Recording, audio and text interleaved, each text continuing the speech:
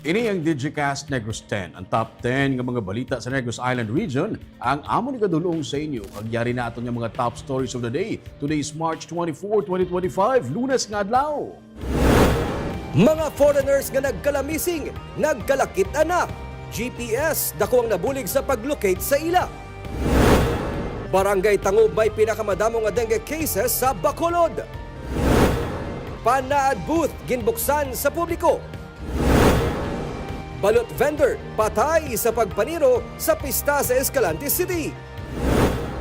Kag sa good vibes, Bougainvillea cupcakes kag puto pao nga himo sa kayog shell ang pinilang sa mga produkto sang LCC students. Initanan sa Digicast Negros X.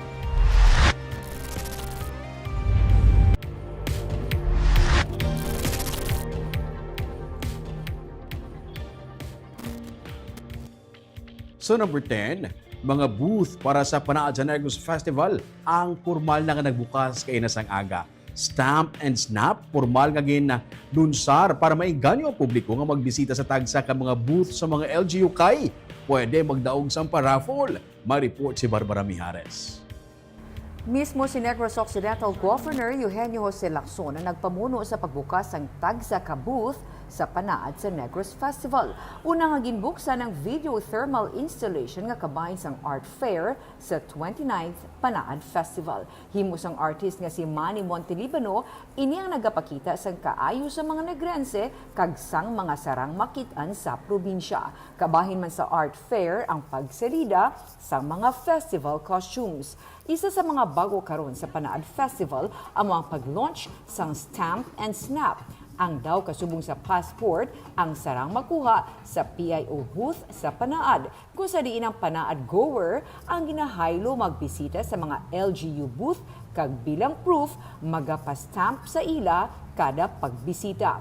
Kung makumpleto na, pwede na ini marakip sa paraffle kung sa diin iPhone 16 ang pagadagon sa mga maswerte nga winner.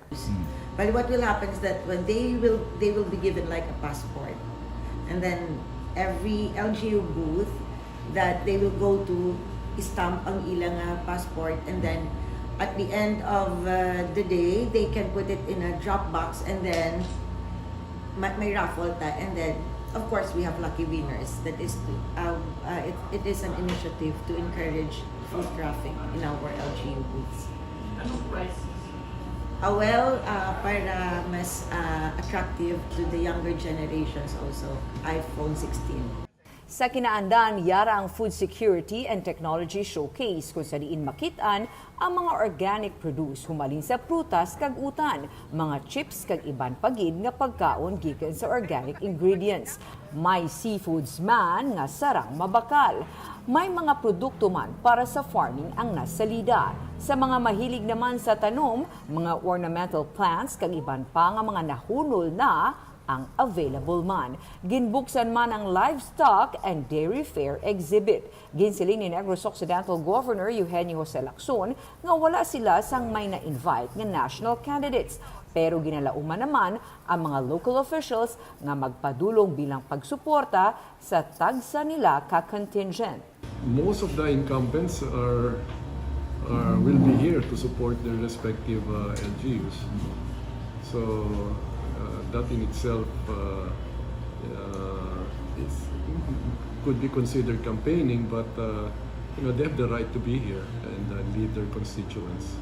Isa ka semana nga magalawig ang selebrasyon kung sa diin sa kada adlaw, managa-schedule naman nga ayhan national o kung local talents nga ginalauman magahatag sang kalingawan sa mga magatambong. Barbara Mijares para sa Digicast Negros.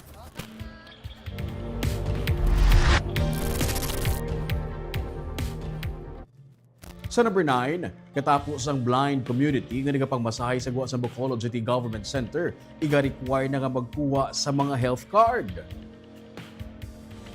Nakigsapol ang mga tiglawasang 12 ka mga grupo sa blind community sa Bacolod LGU sang sinigid na mga hapon. Ini may angot sa tuyo sa syudad nga i-require ang health card gikan sa mga nagapangmasahe nga blind community sa Bacolod City Government Center. Gipahayag ni Secretary to the Mayor, Attorney Jose Martigo, nga kinahanglan ng health card para masiguro man pating ikaayong lawas sa mga ilagin attender nga mga customer.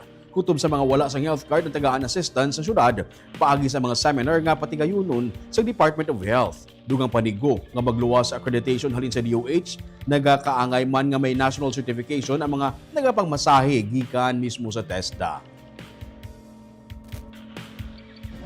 I-require ta lang sila nga mag-secure sang health card kay para compliant sila sa DOH naton nga requirements no kag policy. So ang himuon ta na da nagpatawag na kami sa meeting sa mga representatives sang ilang nga mga groups nga ara dira ga Plastar.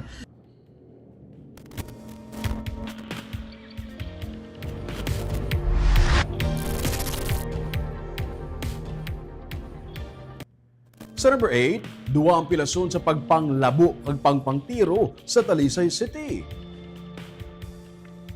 Natabo ang insidente sa Hacienda San Antonio 2, Barangay Dos Hermanas sa Talisay City, Domingo sang aga. Sa investigasyon sa Talisay City PNP, na aking Senestor Tolosa Jr. sa makita nga nalaya ang iya nga mga pananong bangod ginsprayan sang kemikal, gani ginbato niya ang daan nga bodega.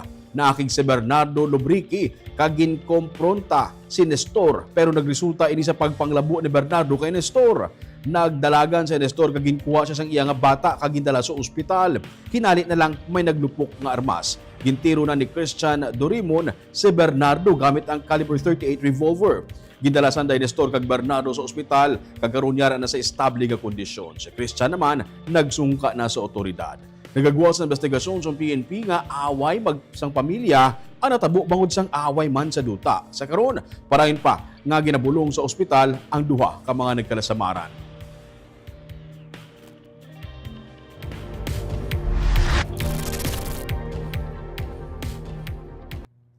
Sa number 7, isa ka mangunguma ang nasapuan nga patay sa banwa sang hinubaan. Away man sa gihapon sa duta ang ginalantaw nga rason. Nasapuan nga patay si Ronald Aligado, 42 anyos, kag may pilas tugas sa pagpanglabo sa sitio Kalapayan, Barangay San Rafael, Banwa sang Hinubaan, Domingo sang hapon. Suno kay Police Major Janic Bermudez, ang hepe sang Hinubaan PNP, nasapuan sa mga kabataan nga naglabay sa lugar ang bangkay ni Aligado kag may pilas ini sa hawak kag ulo tugas sa pagpanglabo. Dugang pa sang pulis, sunod sa saksi, papauli na ang biktima sakay sa iyang motorsiklo kag paglabot sa talaklaron kag bato-batuhon nga dalan. Hinali na lang may nagpalapit kag naglabo sa iya. Sunod sa PNP, posible may kaangtanan sa away sa duta ang motibo sa krimen kag ang biktima gipasakaan sa kaso nga illegal possession of firearms. Nagapadayon ng investigasyon sa PNP sa sini nga kaso.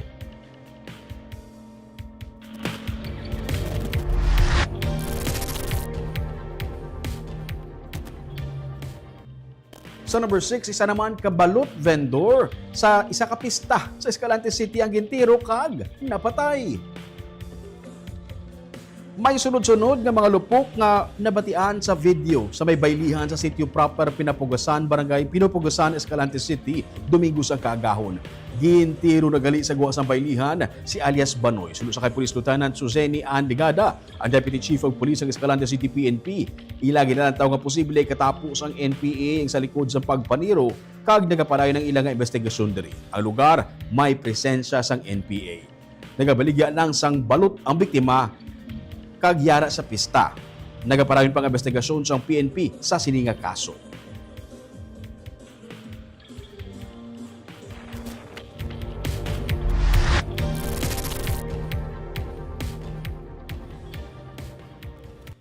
Sa number 5, katapos sa modernized jeepney nga transport group nagapaabot nga magauntat tagid lang sa pagbiyahe, ang mga katapos naman sa traditional jeepney nga grupo nga wala pa makapakonsolidate sa Bacolod City. May report si Nico Delfin. Halos wala na batyaga ng pag-untat biyahe sa katapos ang Traditional Jeepney Organization dungan sa ginapatuman nga simultaneous transport strike sa pila ka mga lugar sa pungsod. Ginsiling ni Bacolod Manibela kag Bacod President Rudy Catedral nga sila lamang ang nagupod sa strike para pamatukan ang ginalegar pagpeke sa mga consolidation data sang Land Transportation Franchising and Regulatory Board. Ginpahayag naman sang katapos ang Bacolod Modernized Jeepney Transport Organization nga masarangan sa mga modernized buses ang kadamuon sa mga pasahero bisan hindi pa magbiyahe ang mga traditional jeepney sa Bacolod. So tabi tulupon ma sa national government nga programa nyo ni, buligin nyo kami, kay namin itani ang unod sa programa. However, hindi makaya because sa lusubutong nga implementasyon. Ang grupo sa mga traditional jeepney operators kag drivers nga nagingagaw sa consolidation sa idalom sang Asenso Transport Coalition nagpahayag nga magamay na lang ang kadamuon sa mga traditional jeepney units nga makabig kolorum o kun wala sa nagakaigo nga permits. Panawagan ni Eduardo June Asis nga nagaserbe leader sang grupo nga kuntani, hindi na lang gid magbiyahe ang mga traditional jeepney units nga hasta karon hindi magupod sa Public Utility Vehicle Modernization Program sang Department of Transportation. Una gani ang amon ginapangita no nga maguntat na gid lang sila biyahe kay tungod nga hasta mintras tungod nga risgo ng ilang ginaobra amo na suliton ta nato no kay kadelikado. Si Bacolod Traffic and Transportation Management Department OIC Patrick Lacson nga nagtambong sa press conference sang Modernized Jeepney Organization nagsiling nga ang Land Transportation Office amo dapat ang maghatag atensyon sa mga kolorum nga mga depasahero nga salakyan sa syudad. Upod sa Modernized Jeepney Organization, nagapanawagan siya sa national government nga matagaan solusyon ang problema. Kung wala na business permit, dapat mo na agabiyahe. Para sa akin, hindi acceptable. Kag hindi pwede nga masakay ang isa ka Bacolod nun, o kung Negrosan nun, o kung Pilipino, sa salakyan na way accident insurance, tapos ang istorya. Tob-tob karon nagapadayon man ang pagpadapik sa mga safety check stickers ang BTTMD sa mga traditional jeepney kadaman diri mga nagpa-consolidate na nga kompleto sa mga permits halin sa mga natungdan nga ahensya. Nico Delfin para sa Digicast Negros.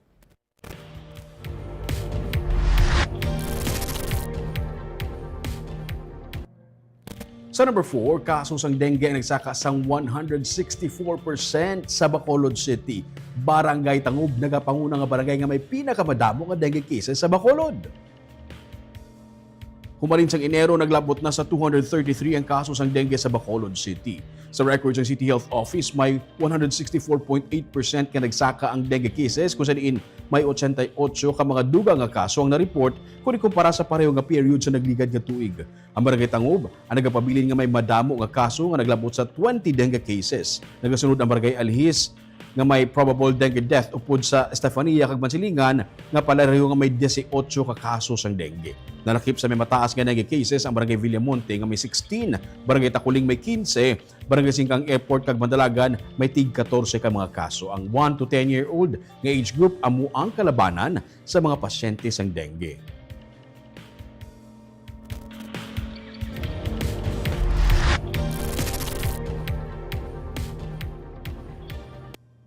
Sa number 3, katapos ang media nga nagpasaga sang reklamo kay Bacolod City Mayor Albi Benitez kag 17 ka iban pa ang nagsiling nga hindi pamulitika ang nagdaso sa iya nga magpasaka sang reklamo sa Office of the Ombudsman. Ginpanginwala ni Roger Lidesma ang mga alegasyon nga mayara sa mga persona sa likod sang iya pagpalabot sang reklamo sa Office of the Ombudsman Visayas batok Sunday Mayor Albi Benitez kag 17 ka iban pa. Inimik ang tanan sa iya ginaligaw overpriced nga pagbakal sang 74 hectares gaduta sang pamilya Ledesma sa Barangay Granada sa Bacolod City. Nanindugan siya nga hindi pamulitika ang iya tinutuyo taliwa sa nangin pahayag sa mga respondent sa kaso. Ilabi na karon nga nagahilapit ang pagsugod sa local campaign period para sa natalana nga May elections. Nakahanda naman si Ledesma sa ginapaabot nga counter charges gikan sa kampo ni Mayor Albi nalakip diri mga incumbent city councilors nga nagapapili upod sa alkalde. Ginpatag na sang alkalde nga nag-agi sa legal nga proseso ang pagbakal sang duta sang syudad para sa ginapatuman nga land banking program. Tuyo sa Bacolod LGU nga mapatindugan sang housing project ang nabakal nga propiedad lakip na ang ginakabig nga pinakadako nga animal shelter sa pungsod kag iban pagid nga mga infrastructure projects. Karon lang nga daw nag-timing sa eleksyon kay subong lang naton na kumplito ang mga dokumento. Why politiko? Ang basta ako, kung ano man niya kaso ang ipal kontra sa akon at bangon ko na ya. Karon lang nga daw nag-timing sa eleksyon.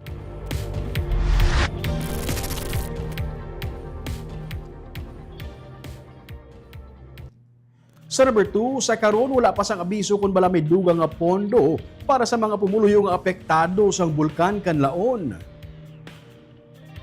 Inisunod sa kay Negros Occidental Governor Eugenio Jose Lacson nga nagpatag nga sa karon wala sang abiso nga may bag-o nga pondo magluwas na lamang sa damlag pa nga 50 million pesos nga ginrelease sang Malacañang nga mo karon ang ginagamit sa feeding sa mga internally displaced persons. Yara na sa mga apektado nga LGU ang mag-request sang pondo sunod sa gobernador. Sarang man inidirekta nga mapadala sang Malacañang sa natulungdan nga mga LGU. Nagapabili naman sa Alert Level 3 ang Bulkan Kanlaon. Sa March 24 nga report sa FIVOX na-record ang isa ka pagbuga sang abo nga naglawig sa 7 ka minutos. May duha nga na-record nga volcanic wake kag 3,308 naman ka tonelada sang sulfur dioxide ang na-record sa March 23. 75 meters naman ang na-record nga kataason sang plume. Parayo naman ang ground deformation. As to additional funds, there is no word if there is additional funds for our IDPs except for that 50 million that we received. Ba't mangayo ang capital if that funds ang initially ginhatag maubos na? It's more of the LGUs themselves now are requesting for additional funds. So let's wait.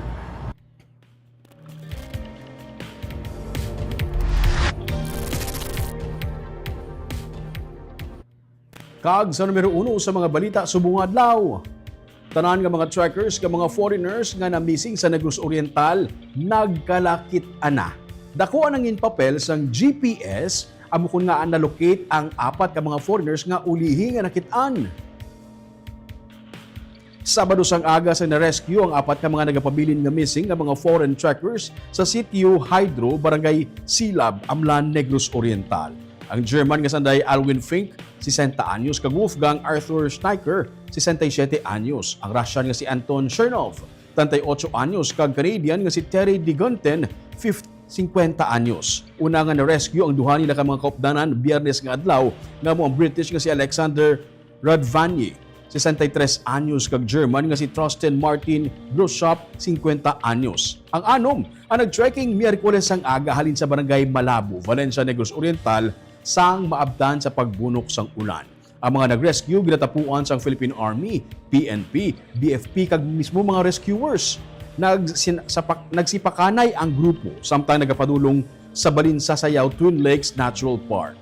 Sunod sa kay Lieutenant Colonel Michael Aquino, Commanding Officer sang 11th Infantry Battalion sa Philippine Army, nakita ang 4 mga 1 kilometro gikan sa hydro power plant sa Barangay Silab alas 9:45 sang aga sang Sabado. Ang Russian nga si Chernov ang kinahanglan pa nga ikarga sa stretcher bangod may mga sinyales na siya sang hypothermia kag nagasakit na ang iya nga mga tuhod. Suno kay Aquino nakasurvive ang mga foreigners sa sulod sang 3 ka adlaw nga ang ginakaon kung ano lang ang makita nila nga pwede makaon sa ilang alagyan. Matapos ma-rescue, gindala sila sa Negros Oriental Provincial Hospital sa Dumaguete City. Sunod sa Army, may kabudlayan sa pagpangita sa 4 bangod sang kalapad sa Mount Talinis Mountain Range nga nagasakop sa nagkalain-lain nga mga banwa.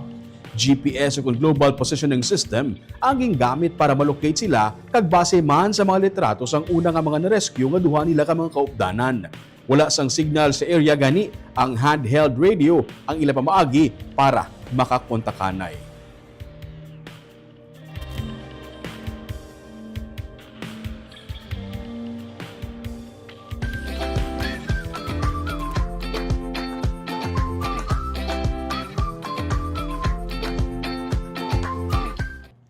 Kag sa good vibes, nakatilaw na kamubala sang cupcakes nga himo sa bougainvillea o kun mga putupaw nga himo sa kayog shells.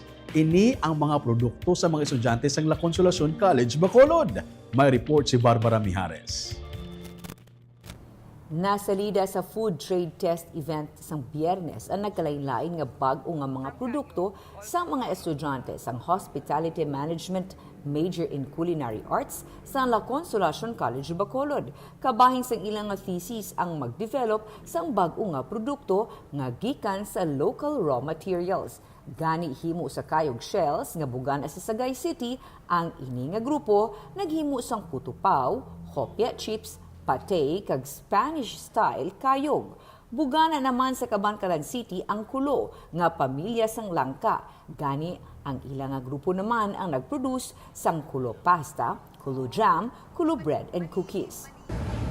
trinay namon sa job, first try namon, okay siya. Then, nagpa-check kami kala Chef AP, then ginghatagan niya kami sa idea na pwede namon siya, why not turn it into a flour. So, gihimo namon siya flour, then out of the flour, nag-suggest man sila Chef JP na himuon naman into pasta. Masami naman nga nagagamit sang alibhon o kung sambong ang amay sing isa ka group member nila, gani gikan diri, sila ang nagkuha sang ideya sa paghimo sang sambong pandesal, cracker, tarts, kag bisan pa ice cream. May gusto gamis man. For me, siya balagati intake sang herbal.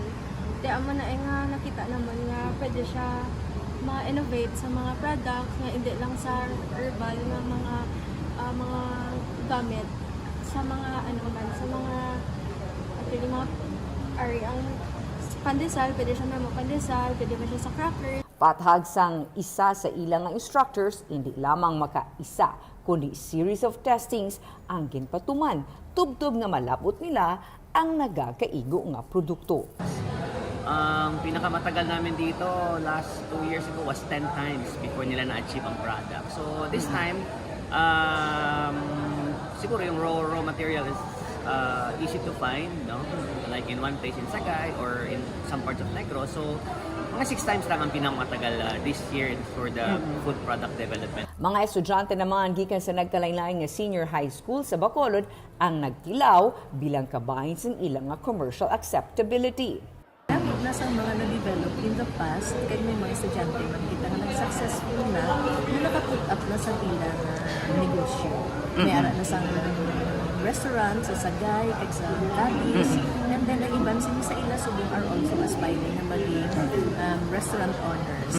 Wala nagapabilin dira ang mga bag-o nga produkto. May bougainvillea pancake, syrup kag cupcake. Mayara man sang leche flan with langkawas essence, kasubong man langkawas muron, kag may tamarind tart. Nagaserbe ini nga venue sa pagdiskubre hindi lamang sang bag-o nga mga produkto kundi lakip na sang mga talento. Barbara Mijares, Digicast Negros. Shout out anay sa aton yung mga live viewers subong nga hapon. Sanday Gerardo Marquez may hapon Digicast Negros pa shout out sa kabataan kung ara sa Iloilo City. Si Andre Tahonera, good afternoon Digicast Negros. Si Inday Early Branya, good PM Senador. Balik da imo pariente diri sa Negros. Sorry, hindi ko senador, si Ruming ni Ma'am. Hindi si Jinggoy. Si Maria Fe Panaga Baredo, may hapon Digicast Negros watching from Las Piñas City. Shout out sa mga taga Barangay Tadlong, Sagay City. Si Mirna Garrido Clavel, good PM Digicast Negros watching from Payao, Binalbagan. Si Romel Mahilom Galio, may hapon watching with Lino Gamarangan. Si RF Diamond, may hapon sa Digicast Negros 10 staff and Nigo Ruming. Salamat sa mga balita. Thank you, sir. Si Edmond Royo Lachika, may hapon Digicast Negros watching from Isabela. Pa-shout out lang ko gali sa kay Mrs. ko nga si April Rose Lachika from Dubai. Kag si Felizardo Altares, idol. Mas idol ta ka, sir. Si Rhea Zagire, Beverly Joy Magbanwa, pa-shout out. Nakibot mata sa nagtawag datong senador. Kaagawin itong top 10 ng mga balita sa Isla Sang Negros subong adlaw. Tubtub sa buwas. Ako si Romeo Subaldo. Mayong hapon.